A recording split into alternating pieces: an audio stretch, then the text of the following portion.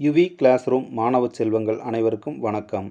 இன்றைய காணொளியில் 5ஆம் வகுப்பு 2ஆம் பருவம் தமிழ் பயிற்சி ஏட்டின் தொகுத்தறி மதிப்பீட்டிற்கான விடை குறிப்புகளை பார்க்கலாம். 1. முதல் எழுத்தை மாற்றி புதிய சொற்களை உருவாக்குக. மரம், கரம், வரம். தோட்டம், பட்டம், வட்டம். மூங்கில், பங்கில், வங்கில். உணவு, மணவு, பணவு. இதில் மணவு, பணவு என்பது வழக்கில் இல்லாத சொற்கள். சோளம், கோலம், நாளம். 2. சொல்லுக்குரிய பொருளை தேர்ந்தெடுத்து எழுதுக.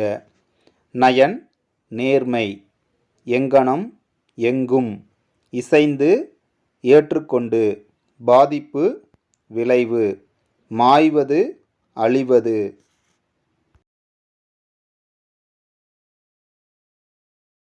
3. சரியான சொல்லை தேர்ந்தெடுத்து எழுதுக. அதாவது சரியான இணைப்பு சொல்லை எடுத்து எழுதணும். அன்பு தாமதமாக வந்தான், ஏனெனில் அவனது மிதிவண்டி பழுதடைந்து இருந்தது. உனக்கு இனிப்பு பண்டம் பிடிக்குமா அல்லது காரம் பிடிக்குமா?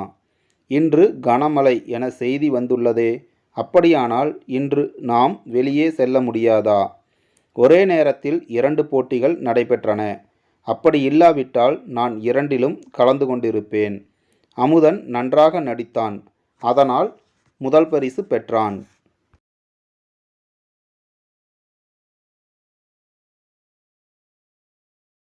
4. அட்டவணையை நிரப்புக.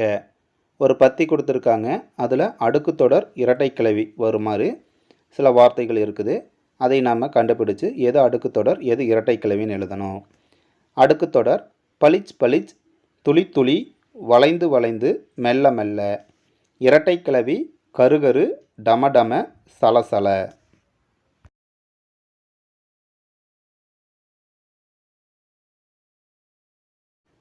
5. சொற்களை இணைத்து தொடர்களை உருவாக்குக. கீழே இருக்கிற அட்டவணையில் சொற்கள் கொடுத்துருக்காங்க. அதை நாம் இணைத்து தொடர் உருவாக்கணும். திருக்குறள் முப்பிரிவுகளை உடையது. சிலம்பின் பொருள் ஒலித்தல் என்பதாகும். இயற்கை முறையில் வேளாண்மை செய்வோம். வித்தை என்பது வியக்கும் செயல். பள்ளியில் விதை திருவிழா நடைபெறுகிறது.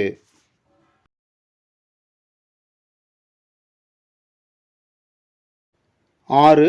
பிறமொழி சொற்களை நீக்கி எழுதுக. அதாவது கீழே கொடுத்துருக்கிற அந்த சொற்றொடரில் பிறமொழி சொற்கள் இருக்கும், அதை நீக்கி தூய தமிழ் சொற்கள் நம்ம எழுதணும். பாட்டி வீட்டிற்கு பஸ்ஸில் செல்வாயா? பாட்டி வீட்டிற்கு பேருந்தில் செல்வாயா? கணியன் தாத்தாவிற்கு தேங்க்ஸ் கூறினான். கணியன் தாத்தாவிற்கு நன்றி கூறினான். நண்பர்களுடன் விளையாடும்போது ஹாப்பியாக இருப்பேன். நண்பர்களுடன் விளையாடும்போது மகிழ்ச்சியாக இருப்பேன். கயல்விழி டெய்லி பூச்செடிக்கு தண்ணீர் ஊற்றுவாள். கயல்விழி தினமும் பூச்செடிக்கு தண்ணீர் ஊற்றுவாள். தோழியின் பிறந்த நாளுக்கு கிஃப்ட் வாங்கி சென்றாள். தோழியின் பிறந்த நாளுக்கு பரிசு வாங்கி சென்றாள். சரியாக பொருத்தி தொடர் அமைத்து எழுதுக. சிலம்பாட்டம், சிறுவாரை கம்பு. சிலம்பாட்டத்தில் சிறுவாரை கம்பு பயன்படுகிறது. வில்வித்தை, அம்பு. வில்வித்தையை அன்பு எய்தல் என்றும் கூறலாம். ஏறு தழுவுதல், காளை. ஏறு தழுவுதலில் காளைகளை அடக்க வேண்டும். மற்போர், மல்லர். மற்போரில் சிறந்தவரை மல்லன் என்பர். கபடி, சடுகுடு. கபடியை சடுகுடு என்றும் கூறலாம்.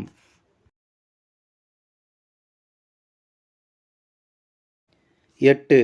விடைக்கேற்ற வினாவை உருவாக்குக. நிலா கோடை விடுமுறைக்கு கொடைக்கானல் சென்றாள். நிலா கோடை விடுமுறைக்கு எங்கு சென்றாள்? கதிர் நாள்தோறும் பள்ளிக்கு மிதிவண்டியில் செல்வான்.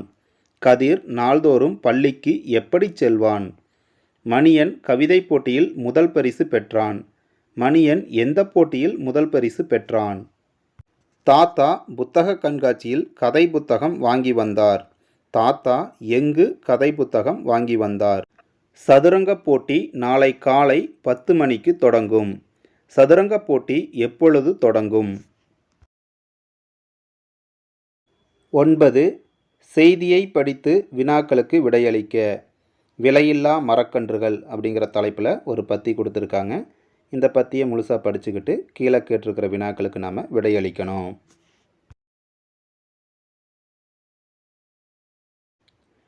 தோட்டக்கலைத்துறை சார்பில் நடைபெற்ற விழா எது? விதை தொகுப்பு வழங்கும் விழா. விழாவிற்கு தலைமை வகித்தவர் யார்? மாவட்ட ஆட்சியர். இலவசமாக விதை தொகுப்பை பெறுவதற்கு வேண்டிய ஆவணம் எது? ஆதார் அட்டை. செய்தித்தாள்களில் இடம்பெறாதவை எவை? மாதுளை, வாழை. நேரடியாக செல்ல முடியாத பயனாளிகள் விதை தொகுப்பை எதன் மூலம் பதிவு செய்து பெறலாம்? நேரடியாக செல்ல முடியாத பயனாளிகள் விதை தொகுப்பை இணையதளத்தில் பதிவு செய்து பெறலாம். 10. பத்தியை படித்து வினாக்களுக்கு விடையளிக்க. கீழே ஒரு பத்தி கொடுத்துருக்காங்க. அதாவது ஒரு பொருட்பன்மொழி பற்றி ஒரு பத்தி கொடுத்துருக்காங்க. இந்த பத்தியை நம்ம படிச்சுக்கிட்டு கீழே கேட்டிருக்கிற வினாக்களுக்கு விடையளிக்கணும். வனப்பு, சுந்தரம் 2 சொற்களும் தரக்கூடிய ஒரே பொருள் அழகு. அழகு என்ற சொல்லுக்கு பொருந்தாத பெயர் எது? இளையவன். எல்லையில்லா என்ற சொல்லின் எதிர்ச்சொல் எது? எல்லை உடைய. ஒரு பொருட்பன்மொழி என்பதன் பொருள் என்ன? 2 சொற்களும் ஒரே பொருளை குறிக்கும். பத்தியில் அமைந்துள்ள ஒரு பொருட்பன்மொழி எது? அழகு சுந்தரம். 11. கதையை தொடர்ந்து எழுதி நிறைவு செய்க அப்படின்னு கொடுத்துருக்காங்க. இந்த பகுதியில் ஒரு கதை கொடுத்துருக்காங்க. அந்த கதையை பாதியோடு நிறுத்தியிருக்காங்க. அந்த கதையை நம்ம தொடர்ந்து எழுதி அந்த கதையை ஒரு சரியான முடிவோட நிறைவு செய்யணும். இந்த பகுதிக்கான விடையை எழுதி கொடுத்துருக்கோம். பார்த்து காப்பி பண்ணிக்கங்க.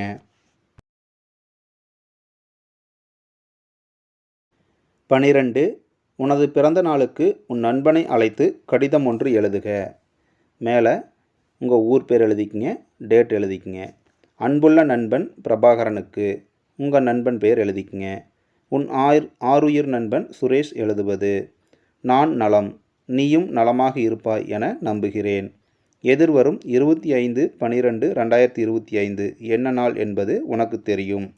ஆம், என் பிறந்த நாள்தான். அன்று மாலை சிறு விருந்தும் என் பெற்றோர் ஏற்பாடு செய்துள்ளனர். என் பிறந்தநாள் விழாவிற்கு உன் பெற்றோருடன் நீ கட்டாயம் வரவேண்டும். உன் பெற்றோரின் ஆசிர்வாதமும் உன் அன்பும் வேண்டி காத்திருப்பேன். இப்படிக்கு மா சுரேஷ். உரைமேல் முகவரி. பிரபாகரன். உங்கள் நண்பன் பெயர் எழுதிக்கிங்க. தந்தை பெயர் அருணாச்சலம். உங்கள் நண்பனோட தந்தை பெயர் எழுதிக்கிங்க. கதவு எண் 461, நேதாஜி நகர், சத்தியமங்கலம். உங்கள் நண்பனோட அட்ரஸை எழுதிக்கிங்க. மாணவர்களே, இதோட இந்த வீடியோ முடிவுக்கு வந்தது. மீண்டும் அடுத்த பாடத்தில் சந்திக்கலாம்.